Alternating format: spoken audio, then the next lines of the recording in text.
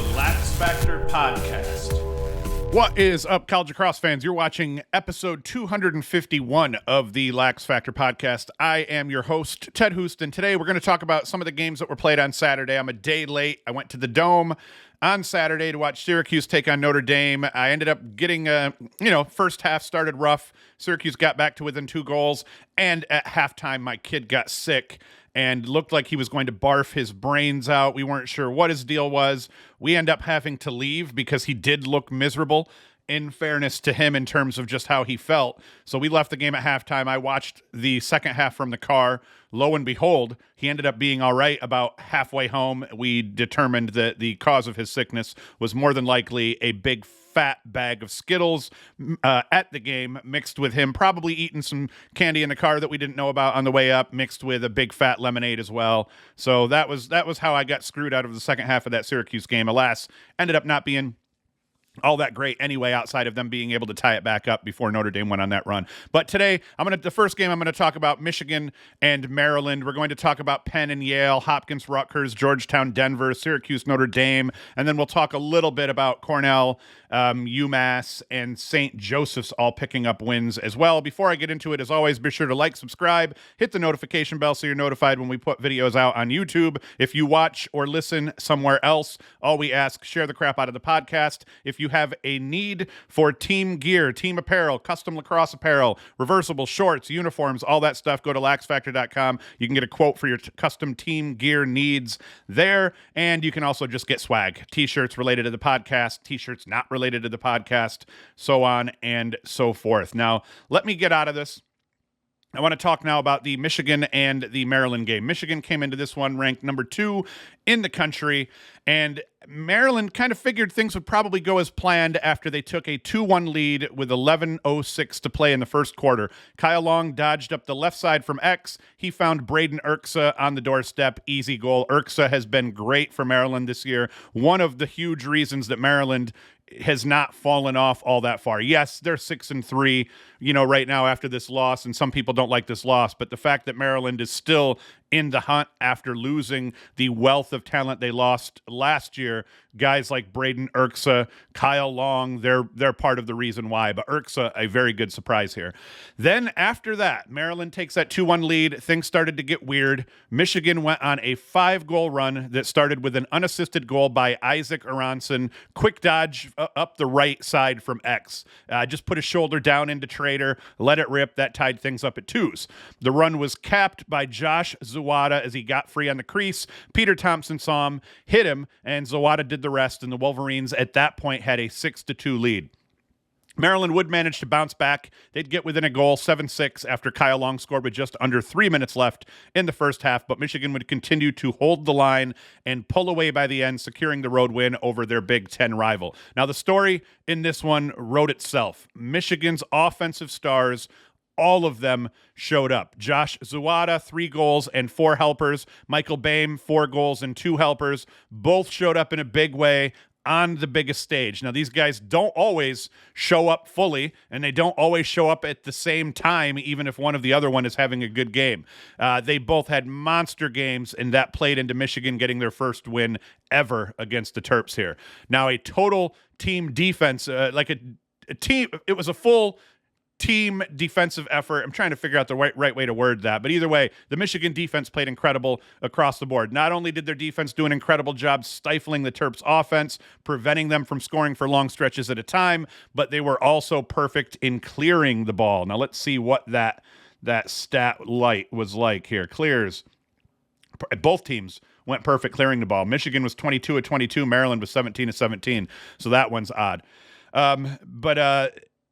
In clearing, especially in a game like this, when you're trying to upset the number 2 team in the country, a team that has owned you forever, you go 22 of 22 clearing the ball. That's incredible. Getting a defensive stop, which Michigan did well all day, that's half the battle. Clearing the ball is the other half of the battle, and clearing the ball perfectly, that obviously plays heavily into this. So it wasn't just a good defensive game, but, once that defense turns into offense and now has to get the ball into that offensive end of the field, Michigan did an incredible job. It wasn't just Poles. It wasn't the goalkeepers. It was the defensive midfielders. It was offensive midfielders coming on and helping out as part of that clear. So a hell of a job out of the Michigan defense. That whole unit, though, the defenders, the short stick D mids, the offensive mids that come into play, everybody played out fully. They made Luke Weirman's life very difficult at the faceoff dot. Weirman does not lose very often, but Justin Whitfeld, he went 12 of 15 for Michigan at the dot against one of the best in the game. He combined with Nick Rowlett to hold Weirman to just 13 of 28. And you can see Whitfeld, or I think it's Whitfeld or Wheatfeld, he goes 12 of 15. Nick Rowlett took the other half of the faceoffs and didn't have anywhere near that success, but combined, Weirman was 13 of 28, just 7 ground balls, and very few can say they've dominated Weirman the way that Michigan did here on this day. And then they were tough enough in cage. Michigan has had some consistency issues in net here. Shane Carr has games where he plays well, has had games where he hasn't played well. So Shane Carr, Hunter Taylor, they split the game. They both make 5 saves. They combine for 10 saves versus just those 11 goals against. Both keepers standing tall. Huge, because that allowed that Wolverines defense to continue to kind of play aggressive, to continue to play heavily in passing lanes, keep pestering guys, and they didn't have to let up because their goalkeepers were stopping shots. So that was also huge on the day. If we go into the box score and we just want to see what a couple of other guys did here. If we look at Michigan's, like I said, Zawada and Boehm had big days. Jacob Jackson, 3 goals. Peter Thompson and Bryce Clay both go 1-1. An excellent day overall for them. Not a lot of cause turnovers here. Defense just staying home, doing their job, winning their matchups, being pesky, being on guys' hands. So we didn't get like any insane cause turnovers. Although I often wonder, and I haven't checked this, this is the Michigan or Maryland scorebook. I wonder if I looked at Michigan's, if they would show some more cause turnovers here. On the Maryland side, Urksa 3-1, Kyle Long 1-1, Daniel Maltz 2-0, Jack Brennan 1-1, and then they just made it difficult for Maryland all day long. And then we come down here and we see the goalie situation here. Rupel, just a little bit under 50%. He's been playing really well overall. Teddy Dolan, it looks like, got 1 minute and 38 seconds, so that's odd. But you see Carr and Hunter Taylor both played well. So big day for Michigan. They beat Maryland. That is awesome for them. And we move on to the next game. Whoops. The next game here, number 20 Yale against number 19 Penn. Another incredible Ivy League matchup between Yale and Penn, and once again, the cardiac Quakers had to show late in order to pick up the W. Penn jumped out to a 4-goal lead early, but Yale kept clawing back, and over the second quarter outscored the Quakers 7-3, eventually taking an 11-8 lead with just 6 seconds to play in the first half. Leo Johnson, unassisted, a nice dodge up the left side, turned around, let it rip, scored a goal. Penn wasn't quite done, though. There's only 6 seconds left on the clock in that first half. James Shipley picked up a ground ball off a perfectly clean face-off win. Who the heck was the fellow who took that perfectly clean face-off win? It was either Arceri or Constanzo. Probably it was Chris Arceri, though, that took that face-off. I lost my notes here. Off a perfectly... Okay, yeah, so Shipley. Face-off win, goes directly to Shipley. Shipley picks it up, huffs the ball towards the goal with almost, at that point, I think he might have huffed it towards cage with like 3 seconds left on the clock. Ben Smith catches it cleanly, buries it as time expired, getting Penn back to within 2 goals. That goal is going to prove insanely pivotal, because anytime you have a 1-goal game and you scored at the end of the half to get back to within 2, and you literally scored as time expired off a play that no one thought. 6 seconds. You don't usually think 6 seconds is going to give you enough time to win a faceoff and then score a goal. That was pretty crazy, actually. So that was important because they needed every point that they got. Now, after a bit of back and forth, Yale would take a 14-16 lead with 7:57 left to play off a Brad Sharp goal, a dodge to the middle of the field. He got his hands free, unleashed, and beat Emmett Carroll in cage. Carroll had a very good game on the day overall. Cue the 80s montage music as Penn would score 3 unanswered goals to win this game. I will play them out for you. The first, Robert Shane, unassisted, started as a normal alley dodge down the right. He turns back hard to his left hand, lets it rip, 16-15. Yale still ahead. The second goal in the run, Ben Smith, again, unassisted, dodging up the left side. He gets a step, wrapped it around his defender without looking. Now we're tied up at 16s. The game winner, Tynan Walsh. I'm not sure how to pronounce that. Sorry, bro. Tynan Walsh from Casey Mulligan with the success Penn was having, dodging up the right from X. Mulligan gave it a go up that right side from X. Saw a slide come that left Walsh alone on the backside of the crease. Mulligan got it to him. Walsh did the rest. Penn is up 17-16, and it's still not over because Yale was going to get a chance to tie the game up. They take a shot, goes out of bounds. We're getting really, really low here on time at this point. Matt Brandow gets a rip off. Emmett Carroll was there to make the save. Piper Bond picked up the rebound, retreated to the far corner of the field, huffed it as far upfield as he possibly could, and then time ran out. Huge win for Penn overall. Now, 3 of the Quakers' 4 wins this year have been by a single goal. Penn improves to 4-4 overall, 2-1 in the Ivy, so they're not looking too bad at this point. And Yale drops to 3-4 and 0-3 in the Ivy. I believe Yale started 3-1, and now that makes 3 straight losses for them after starting 3-1. They're going to drop out of the top 20. Penn, they'll be able to, either keep that 19 spot, maybe even bump up to 17. I forgot where I put them yesterday, but huge win for the Cardiac Quakers. If we look at who did what from a points perspective, Sam Handley, I hadn't mentioned him up to this point, but he goes 2-3 off 9 shots. Not a bad day for him. Important here, only 1 turnover for Handley, and that's on a day that Penn turned the ball over a lot. I think they turned the ball over 17 times on the day.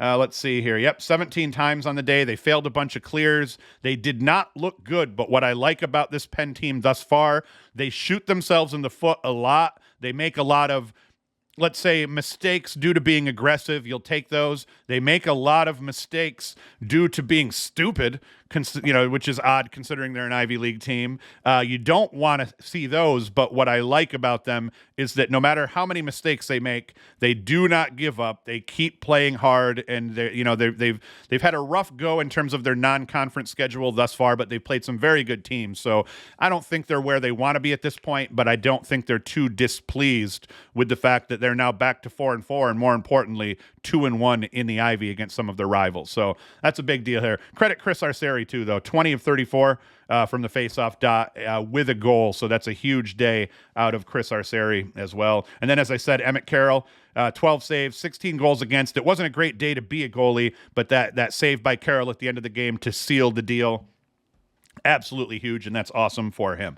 Now, the next game I want to talk about here is Rutgers and Johns Hopkins. And we can see that things went back and forth quite a bit. Hopkins jumped out to a 5-2 lead with 6:27 left. That's a Brett Martin goal from Peshko.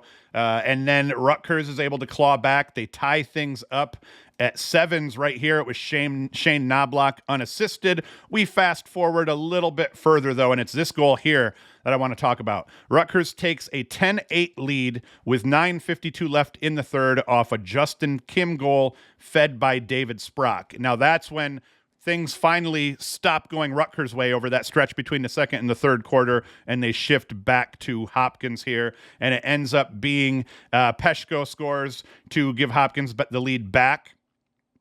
I don't know. I might be butchering this here. I didn't write this one up, as you can tell here, but that Justin Kim goal was huge, and then it's Jacob Angelus. He scores to give Hopkins back that 2-goal lead, and then they roll and score the last 3 of the game. Angelus ends up having a good one. Angelus. I always call him Angelus, and it's technically Angelus, I believe, if I'm correct here. So as we look at who did what, though, Angelus, great game, 2 goals, 3 helpers off just 5 shots.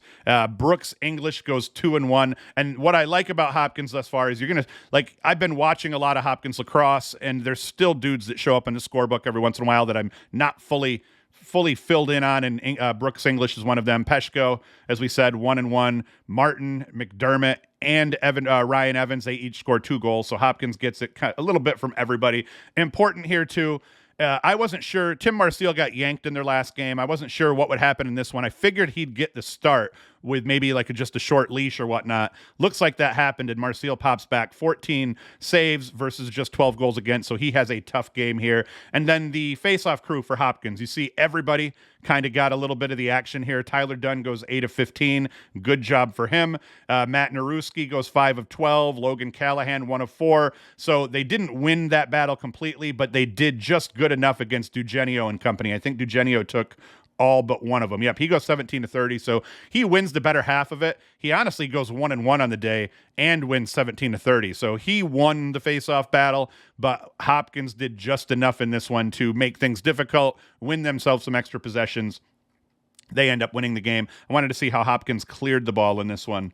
Hopkins, both teams cleared the ball. Both teams only had 2 failed clears, so that's not too bad here. Hopkins picks up the big win, though, and now it looks like Hopkins could be the best team in the Big Ten, but that, like I said, parity in the Big Ten is what we want. Parity in the Big Ten is finally what we have. So at this point, between the regular season, the regular season in the Big Ten doesn't mean a whole lot because every team makes the tournament. So the regular season in the Big Ten is really just a matter of, hey, who's going to get what seed, who's going to get a bye, which is huge. But the fact is, every team in this conference right now is feeling like they have a chance to win this tournament going into it. And that's why this is going to be fun down the stretch in the Big Ten. Let's shut up about that one here. Let's talk about number 16, Denver, losing to number 15, Georgetown. Now, the story of this game was perfectly put to Penn, and I actually wrote perfectly put to Penn, Penn with a capital P, by Christian Sweezy of Inside Lacrosse fame. Now, normally I would try to paraphrase this, and I'd write it up myself, but in this case, I'm going to read verbatim from Sweezy's piece because it perfectly illustrates the type of day the Pios had against the Hoyas in this one. So if we come down here, we start reading. It says right here, the Hoyas were definitely in sync throughout their 13-6 victory before 1871 at Cooper Field. Grad student James Riley won 15 of 22 faceoffs and added 9 ground balls, 1 goal, and 1 helper. A hell of a game, and we'll talk a little bit more about Riley here later. Senior Graham Bundy Jr. scored 4 goals. Grad student Will Bowen finished with 5 caused turnovers. What they're getting at, total team effort out of Georgetown. They needed it and they got it. Now, what I really like about this piece here is we get past this where Tierney's just talking about how, hey, they started out 0-3, Georgetown did, and now they're rolling. This is true. This is the part I wanted to read. A sequence after Ray's goal showed their dominance against the Pios. The Hoyas led 12-6, and Riley won the ensuing faceoff. In came midfielders Bundy Ray and freshman Patrick Krogan. Ray took a shot, hit the goalpost. Grad student Brian Minikis grabs the loose ball. Hoyas get another 60 seconds on the shot clock. After numerous passes, grad student Jacob Kelly took a shot that senior Jack Thompson saved with the shaft of his stick. Minikis again picked up the ground ball, and the shot clock once again gets reset to 60 seconds. More passing ensued. Kelly took a shot, hit the crossbar. Hoyas won the race to the sideline to retain possession again, and again another 60 seconds. At this point, Denver called a timeout while the ball was out of bounds to give the defense a rest. When play resumed, the Hoyas used the entire minute before relinquishing possession with 5:54 to play. The one possession lasted 4 minutes and 41 seconds. Now, they didn't score on that possession, but they took 4 minutes and 41 seconds off the clock at a point where Denver was their backs were already completely against the wall with the firing squad locked and loaded, and there was nothing they were going to be able to do. So credit to the Georgetown offense for keeping possession when they needed to, but credit that defense overall for not giving Denver very much room to do anything successful. Now, the fact that James Riley brutalized Alex Stathakis at the dot, that was surprising. Stathakis has been as steady as they come in terms of winning draws, and Riley flipped that script and dominated. Now, to add insult to injury, Riley didn't just win 15 of the 22 draws. He also scored a goal and a helper. That is just absolutely body bagging one of the best face-off men in the country, and Alex Stathakis. He's been incredible all year, has a rough game, and his team loses, but by no means is it his bad. Bowen and the Hoya defense, they held the line. Georgetown hasn't gotten very good goalie play thus far out of their roster. Scarfenberger got the start today. He was solid thanks to a defense in front of him that gave up very little overall. He made 8 saves against just 6 goals against. If we come in here and we look at who did what scoring for Denver, not a whole lot. We've got 2 guys with 2 points, Lampert and Mick Kelly. They each go 1-1. for the Hoyas, as we said. Graham Bundy Jr., 4 goals off 9 shots. That's a very efficient game out of Graham Bundy Jr., no turnovers, so they needed him to show up. He does. Brian Minikis goes 2-1. Solomon goes 2-1. Kelly goes 1-2, and then we get like a whole plethora of guys going 1-1. The list of guys that went 1-1, Declan McDermott, Tucker Dordevic, James Riley, their face-off guy, and Jordan Ray. So a hell of a job by Georgetown, and then we see here troubles in cage. It's persisted all year, last couple of years here for Denver. And Scarfenberger looked good, and they win that game. So that's it. That's all I'm going to talk about that one. Now, the Syracuse game, I have nothing written up for this, so we'll just kind of go through my feelings on this game. That 6-2 first quarter did not feel good, especially with the history between these two teams as of late, where Notre Dame has dominated Syracuse, beating them 4 times over the last 4 meetings, and in every one of those games has beat them by a healthy margin. So, like I said, 6-2 at the end of the first quarter did not feel good, but Cuse getting back to within 9-7 by the half, everything was feeling pretty dope at that point. Enter my son getting sick, me having to leave before the first face-off of the second half. Now I'm watching the game in the car, sipping on a Blue Moon. Maybe I wasn't sipping on a Blue Moon, but yeah, I was. I was definitely sipping on a Blue Moon. I was not driving. My wife was driving. But yeah, so you see that Syracuse got back in it here over the course of that third quarter. Let's see, as we come down, Notre Dame came right out, took an 11-7 lead, but then Syracuse goes on that 5-goal run, capped by Cole Kirst, scoring with, 13:09 left in the fourth quarter. Syracuse at that point took that 12-11 lead. Then, I'm not even going to show it, but the Thompson goal, a lot of Syracuse fans say it was a goal. I initially thought it was a goal, and I forget who posted it on Twitter. I wish I could remember who posted it on Twitter, but I saw a bunch of people stating the rule, and then I saw someone state specifically the rule. If the ball is in the goalkeeper's stick when it crosses the plane and he has possession of it, that is not a goal. So Finn Thompson could have scored a goal to put Syracuse up by 2 at this point. That could have changed the face of the game. I doubt it. Because Syracuse still got absolutely demolished at the faceoff dot again, which has been this team's problem all year. This team is beat up on defense. They're missing their 2 best poles to injury. Offensively, they're as young as you get, but they have played tough in every area of the field. Thank God for Will Mark and Cage. They've played tough everywhere except at the faceoff dot. This team has a severe problem facing off, and they have not. It almost seems like they haven't even tried to fix the problem, because you end up seeing a guy like Jack Fine come in.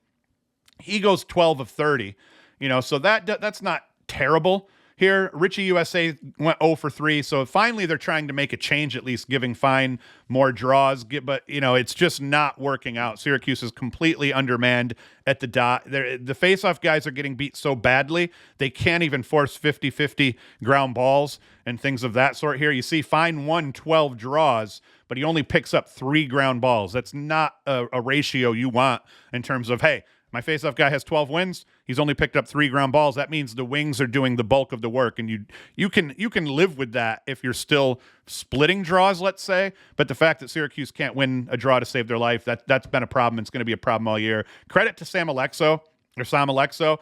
He has looked incredible. I think he's putting up an All-American level season. I believe I did. I threw him a vote on the midseason All-American list. I don't remember where I put him. If I put him maybe even 3rd team All-American, but I at least got him an honorable mention.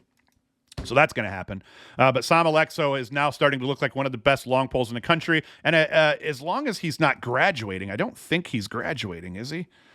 I hope he's not. No, he's a junior. So, yeah, the fact that he's getting to play this much in terms of he's actually playing close D, he's matching up with these teams' best players now when he, after the face-off and everything gets settled and everybody gets to match up. So the fact that he's drawing the types of dudes that he's drawing now, and he's having to guard attackmen, that's only going to help him for next year. But the dude's got wheels. The dude can mix it up in transition. And now the dude can play legitimate defense and has actually looked pretty decent overall. If we look at the stats here, let's see what Notre Dame did to us here. Eric Dobson goes 3-2 and puts up 5 points. Jake Taylor, 4 goals off just 5 shots. That dude's a killer. Chris Kavanaugh, 3-1. Pat Kavanaugh, 2-3. So they did hold the brothers Kavanaugh down a little bit more than they used to. But, it's tough. Alex Simmons goes 3-0. He had a couple of nasty shots here. Michael Leo, 1-1. Cole Kurse, 2-2. Owen Hiltz, 2-1. What did our boy do? Joey Spallina, 1-1. So, yeah, in the end, Cuse couldn't get it done. I didn't expect them to, but they didn't actually play. They actually played much better than I thought they would. If they could just get some new faceoff guys in that could actually win a draw, that would drastically change the face of this team overall. So that's what they're going to have to do next year. We do have a Spallina coming in. He's capable of winning faceoffs. Is he the answer there? I don't know. But they definitely need one. They got to figure some shit out here because it's been rough to watch overall.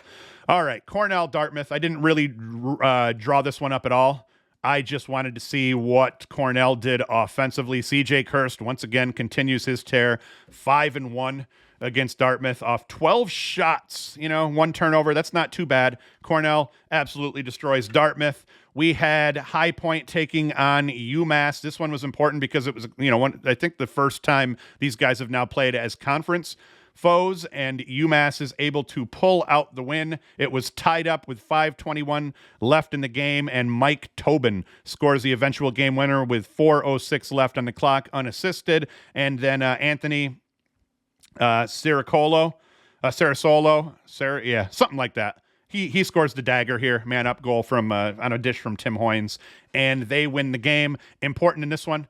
And why am I covering this game? Besides the fact it was an important tilt here, we go to the face-off dot and we see Caleb Hammett, the drip king of all the Riz. He's hoarding all the Riz. He ended up putting up an assist in this one. He wins 15 of 23 draws at the dot, but he scores an assist.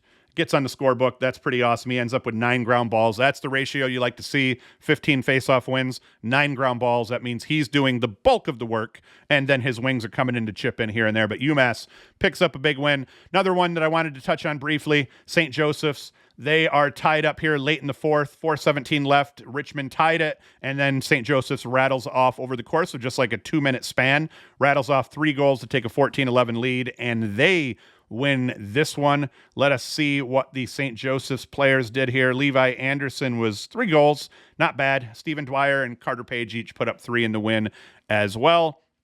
And because my kids have a field trip today, because it was a rough weekend overall, I actually got pretty banged up Saturday throughout the day. It was a long day. We went out to dinner after my kid felt better on the way home. We're like, screw it. Let's go out to dinner. We went out to dinner. I had a couple more beers, so I was feeling a little bit rough yesterday. It was not just I didn't watch lacrosse on Saturday and I didn't prepare. There was also a component of it that I kind of felt like crap and just wanted to sit around and play video games, and I did watch some lacrosse as well. But so that's it. I'm going to kill it here. I will be back tomorrow for the Section 4 Lacrosse podcast. A ton of games here that I have to cover because some of these teams have played like 2 or 3 times since the last one. So I'll try to figure out how to kind of piece that together. So bear with me as we do that. And then I will be back on Thursday, the Division 1 or, college lacrosse preview show. It's not going to be on Wednesdays anymore. It's going to be on Thursdays. So the schedule now, as I've said this, just in case you haven't heard it, Tuesday, Section 4 Lax podcast. That is for my area's high school teams. Thursdays will be the college lacrosse show, the preview show,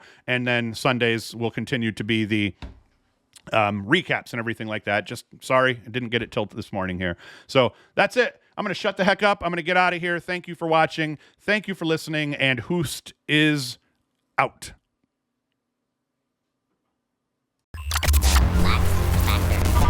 The LaxFactor Podcast.